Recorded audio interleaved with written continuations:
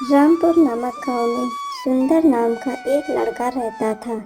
सुंदर बहुत गरीब था और जब वह केवल 16 साल का था, उसके माँ बाप की मृत्यु हो गई थी।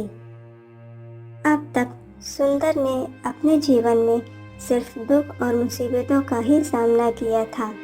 उसके पिता के मरने के बाद एक दिन उसी गांव में रहने वाले सेठ दीनानाथ ने सुंदर से कहा, सुंदर के बच्चे, तेरे पिता ने मुझसे बहुत सा कर्ज लिया था।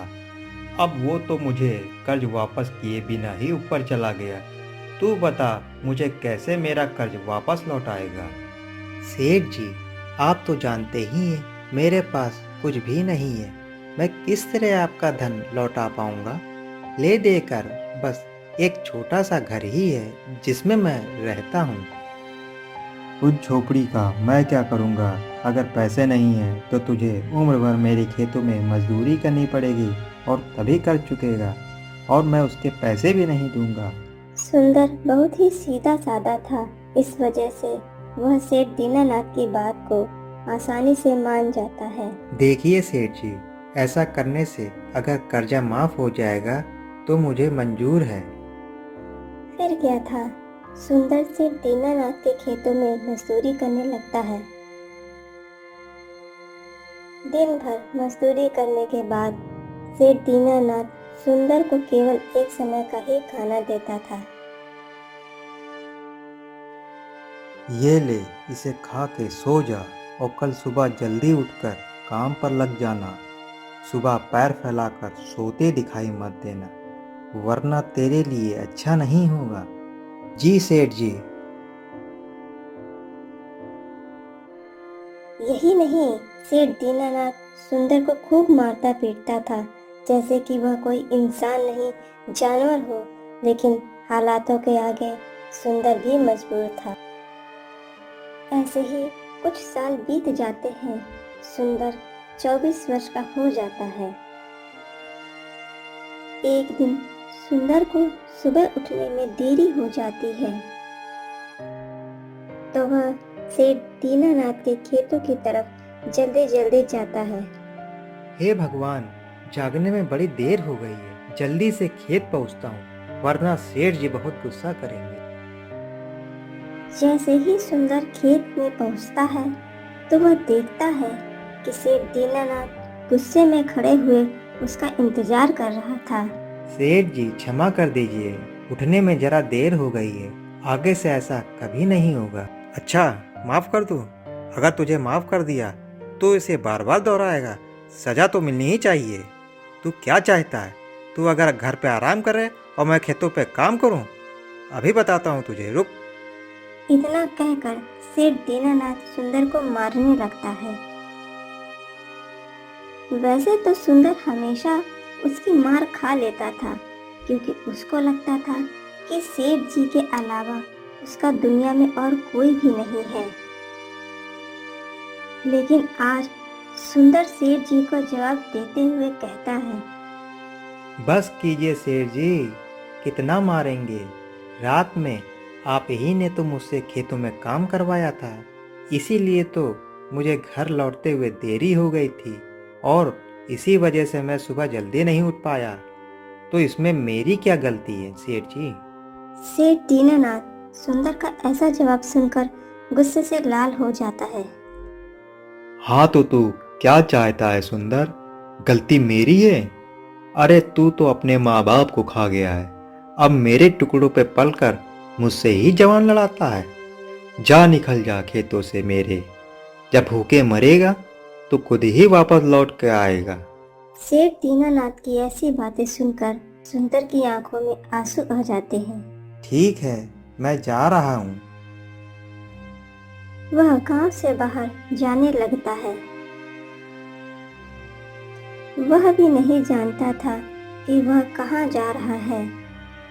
सुंदर उस गांव से दूर जा रहा था जिसने उसका सब कुछ छीन लिया था। अब मैं इस गांव में कभी वापस नहीं आऊंगा, चाहे जैसे भी अपना गुजारा करना पड़े। यह सब सोचते हुए एक जंगल में पहुंचता है और वहाँ एक पेड़ के नीचे बैठकर रोने लगता है। तभी उसे झाड़ियों के पास से एक आवाज सुनाई देती है। अरे ये आवाज कैसी है? कहीं कोई जंगली जानवर तो नहीं है? हे भगवान, ऐसा हुआ तो ये मेरा आखिरी समय है। जैसे ही सुंदर झाड़ियों के पास जाता है तो वह देखता है। अरे वो तो तुम थे। अरे तुमने तो मुझे डरा ही दिया था, नन्हे दोस्त। भालू का बच्चा सुंदर के साथ थोड़ी देर खेलता है और फिर वह वहां से चला जाता है। तभी सुंदर की नजर पेड़ के नीचे बैठे साधु पर पड़ती है। साधु जी तपस्या में लीन थे। तभी साधु सुंदर को देखते हैं और कहते हैं, अरे बच्चा, यहाँ क्या कर रहे हो? यहाँ आओ। सुंदर साधु के पास जाता है। क्या बात है बच्चा, बड़े दुखी लग रहे हो? क्या करूं साधु बाबा, परेशान तो हूँ। जीवन में कुछ अच्छा नहीं चल रहा है। कई दिन से खाया पिया नहीं, इसलिए शरीर भी कमजोर हो चुका है। अच्छा, पहले कुटिया में जाओ, वहाँ पर फल रखे होंगे, उन्हें लेके आओ। सुंदर साधु के कहने पर कुटिया से कुछ फल उठा लाता है। साधु उसमें से कुछ फल अपने पास रख लेते हैं और बाकी के फल सुंदर को दे देते हैं। ये कुछ फल मेरे पास रहने दो और ये फल तुम कुछ खा लो, लगता है तुमने सुबह से कुछ नहीं खाया है। सुंदर को यह सुनकर बड़ी खुशी होती है। धन्यवाद साधु बाबा, आपको कैसे मालूम चला कि मैंने सुबह से कुछ नहीं खाया? मैंने तो केवल यही कहा था कि मैं भूखा हूँ। हाँ बच्चा, समझ लो मुझे ईश्वर ने बताया है। अच्छा, अपना हाथ देना। सुंदर साधु बाबा की बात सुनकर कुछ नहीं समझ पाता है, लेकिन एक हाथ साधु की तरफ बढ़ा देता है। साधु बाबा उसका हाथ ध्यान से देखने लगते हैं। ऐसी हाथ की लकीरें तो मैंने केवल राजाओं और महाराजाओं के हाथ में देखी है बच्चा, तुम तो बहुत तकदीर वाले हो। सुंदर को साधु बाबा की बात पर हंसी आ जाती है। आप कैसी बात कर रहे हैं साधु बाबा? आपकी बातों से मुझे लग रहा है कि आप मेरा हाथ देखने का केवल नाटक ही कर रहे हैं। आपको हाथ देखना आता ही नहीं है। सुंदर की बात पर साधु बाबा हंस देते हैं। क्या हुआ बच्चा, तुम ऐसी बातें क्यों कर रहे हो? साधु बाबा, मैंने अपना जीवन आज तक गरीबी में बिताया है। मेरे माता पिता की मृत्यु हो गई है और उस सेठ ने मुझे मारा पीटा। मेरे जैसी किस्मत और किसी की ना हो। और आप कहते हैं कि मेरे हाथ की लकीरें राजा महाराजाओं जैसी है और मैं बहुत तकदीर वाला हूँ। यह सब सुनकर साधु बाबा फिर से मुस्कुरा देते हैं। बच्चा, तुम चिंता मत करो, तुम्हें जल्दी ही मेरी बातों पे यकीन हो जाएगा। मेरे ख्याल से तुम्हें पूर्व दिशा की ओर जाना चाहिए। फिर सुंदर पूर्व दिशा की ओर जाने लगता है। रात होने से पहले रास्ता खत्म हो जाता है और सुंदर को एक गांव दिखाई पड़ता है। गांव देखकर सुंदर बहुत खुश हो जाता है। आखिर चलो गांव आ गया। अरे मुझे कम से कम जंगल में रात तो नहीं बितानी पड़ेगी। कितना भयानक जंगल था, लेकिन अब मुझे रहने के लिए जगह ढूंढनी पड़ेगी। सुंदर रात गुजारने के लिए गांव में इधर उधर जगह ढूंढने लगता है। तभी उसे पन्ना लाल नाम के आदमी की चाय की दुकान दिखाई पड़ती है। पन्ना लाल अपने ग्राहकों से बड़े ही प्यार से बातें कर रहा था। वह सुंदर को देखकर उससे कहता है, अरे बेटा, चाय पीनी है क्या तुम्हें? पहले तो इस गांव में कभी नहीं देखा। जी मैं इस गांव का नहीं हूँ और मुझे कुछ खाना पीना नहीं है।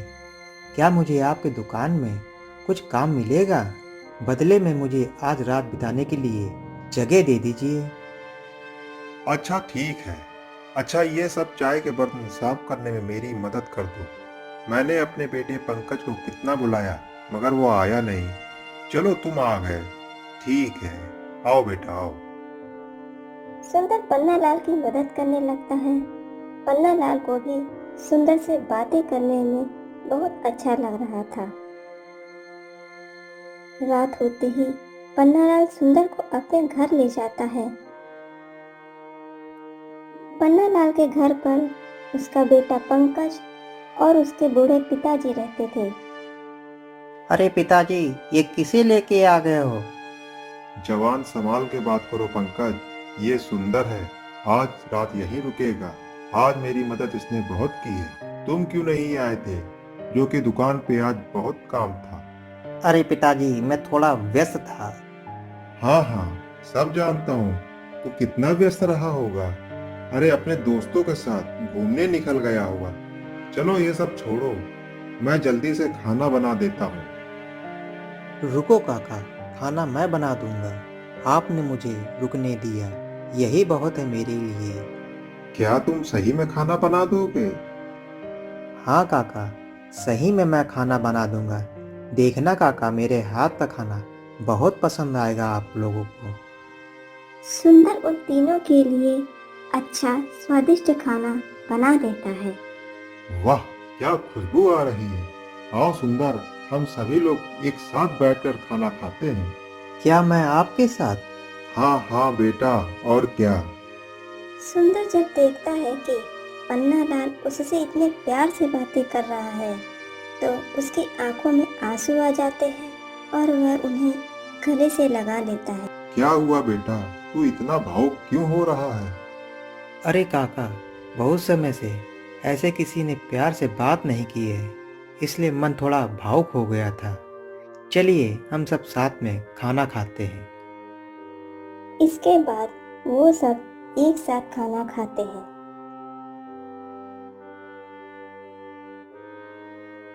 अगले दिन सुबह सुंदर जल्दी उठ जाता है और सबके लिए नाश्ता भी बना देता है। आज उसे बड़ा अच्छा लग रहा था और ऐसा महसूस हो रहा था कि मानो यह उसकी जिंदगी की नई शुरुआत है। काका, ओ काका, उठ जाइए। मैंने सभी के लिए नाश्ता बना दिया है और पंकज भाई को भी उठा दीजिए। हा, क्या खुशबू आ रही है चाय की। हाँ, तुमने तो मेरा दिल ही खुश कर दिया। पन्ना लाल की यह बात सुनकर सुंदर को बहुत अच्छा लगता है। अरे पंकज उठ जा, जरा देख सुंदर ने कितना अच्छा नाश्ता बनाया है। खुशबू से सारा घर महक उठा है। पन्ना लाल के कहने पर पंकज उठ जाता है।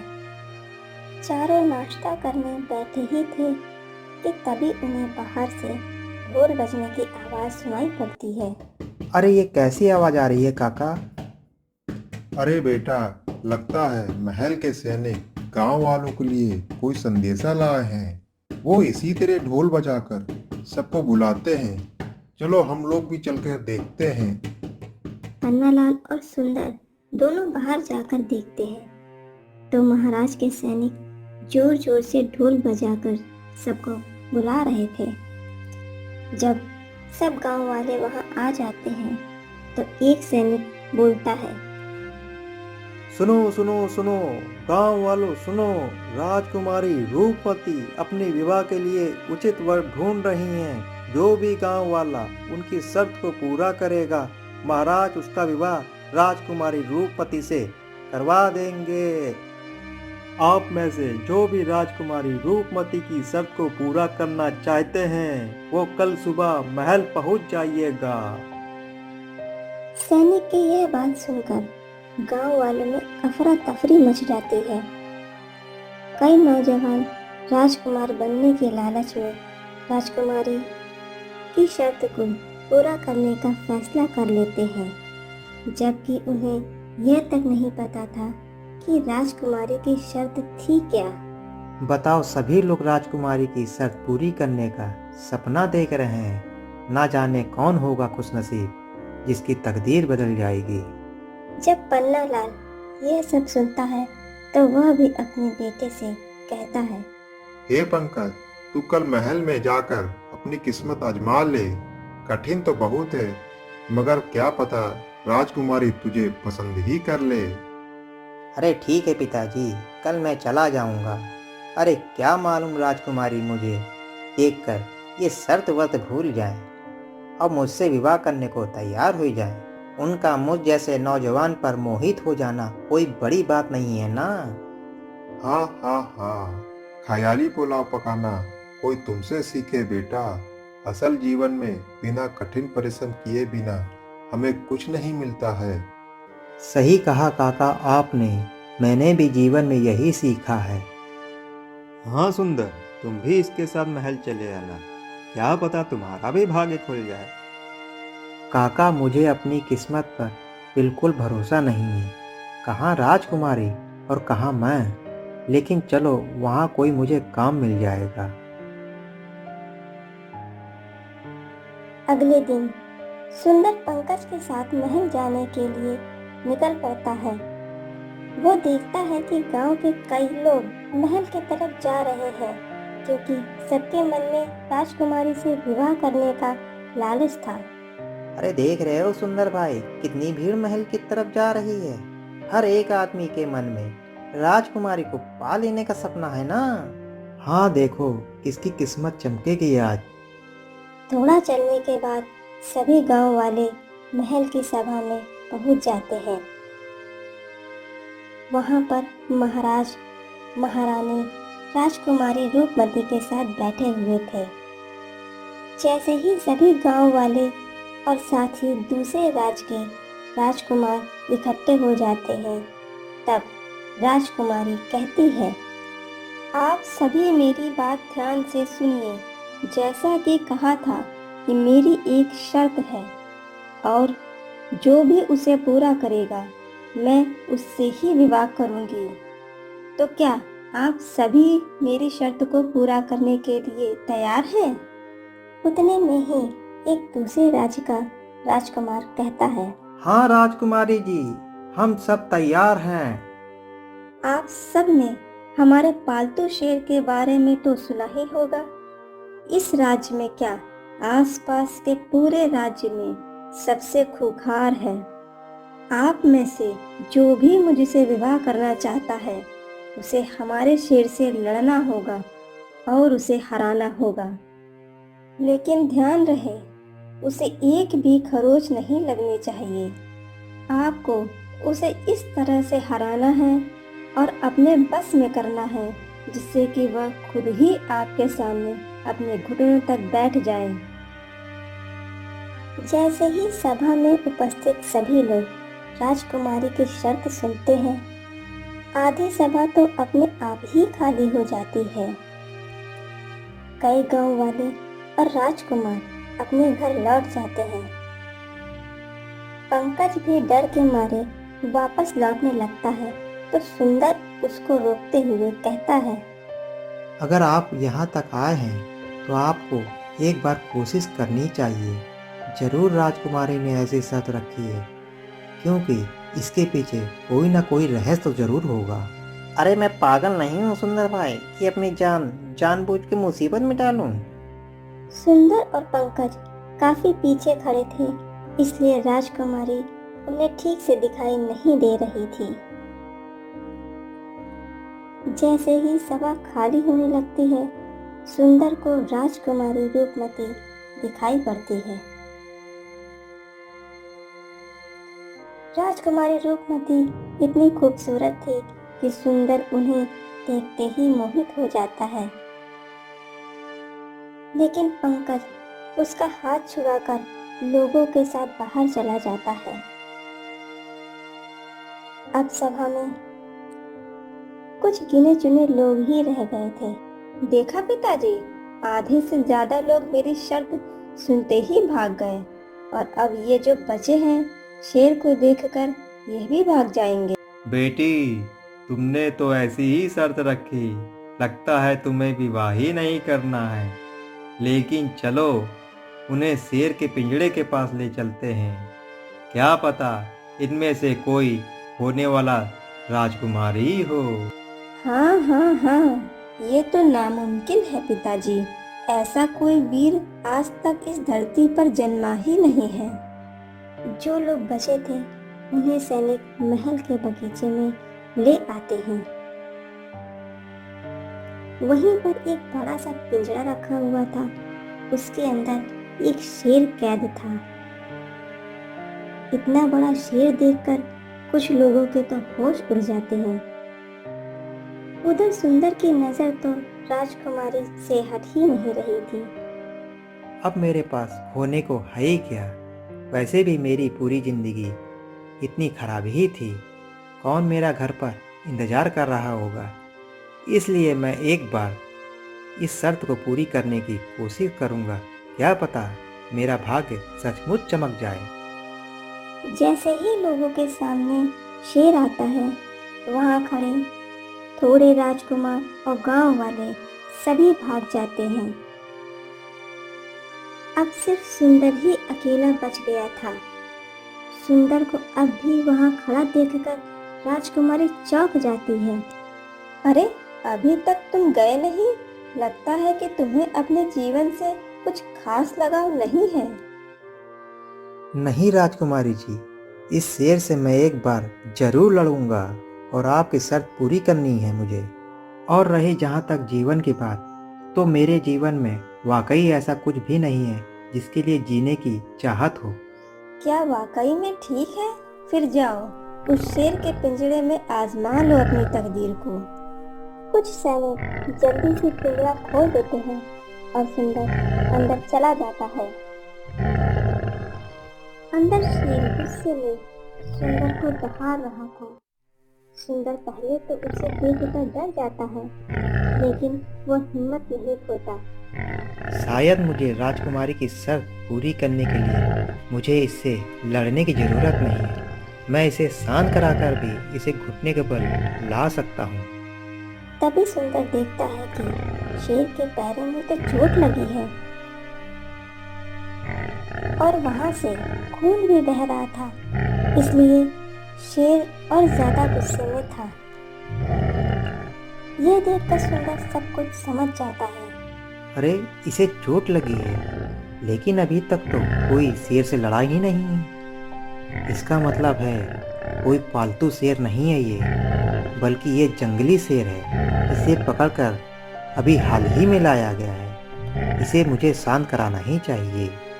तभी शेर सुंदर के ऊपर झपट्टा मारता है, लेकिन सुंदर वहां से हट जाता है और शेर को ऊपर से पकड़ लेता है। इसके बाद सुंदर शेर को सहलाने लगता है। शांत हो जाओ मेरे मित्र, अब सब ठीक हो जाएगा और मैं और तुम एक ही जैसे हैं। मुझे अपना समझकर शांत हो जाओ मित्र। शेर सुंदर को अपने ऊपर से गिरा देता है, फिर से उसके ऊपर झपट्टा मार देता है, लेकिन इस बार भी सुंदर शेर की पकड़ से बच जाता है और वह शेर को पकड़कर पीछे से सहलाने लगता है। सुंदर का ऐसा करने से शेर शांत होने लगता है। शांत हो जाओ मेरे मित्र, मैं तुम्हें तुम्हारे परिवार के पास वापस ले जाऊंगा, उसी जंगल में जहां तुम रहते थे। बस तुम एक बार शांत रहकर मेरी बात समझो मित्र। सुंदर की यह बात सुनकर शेर सचमुच शांत हो जाता है और घुटने के बल बैठ जाता है, जैसे मानो वह सुंदर की बात समझ गया हो और उसे भी अपने घर वापस जाना हो। सुंदर अपने कुर्ते का कपड़ा फाड़ता है और शेर की चोट पर लगा देता है। यह नज़ारा देखकर राजकुमारी और महाराज दोनों ही हैरान हो जाते हैं। पुत्री, इस युवक ने तुम्हारी शर्त वाकई पूरी कर दी है। अब बताओ तुम क्या कहना चाहती हो। हाँ पिताजी, वो सिर्फ हिम्मत वाला और बुद्धिमान ही नहीं है, बल्कि मेरी तरह जानवरों का दर्द भी समझता है। सिपाहियों, उसे पिंजरे से बाहर निकालो और शेर की मलहम पट्टी करके उसे जंगल में वापस छोड़ दो। सिपाही वैसा ही करते हैं।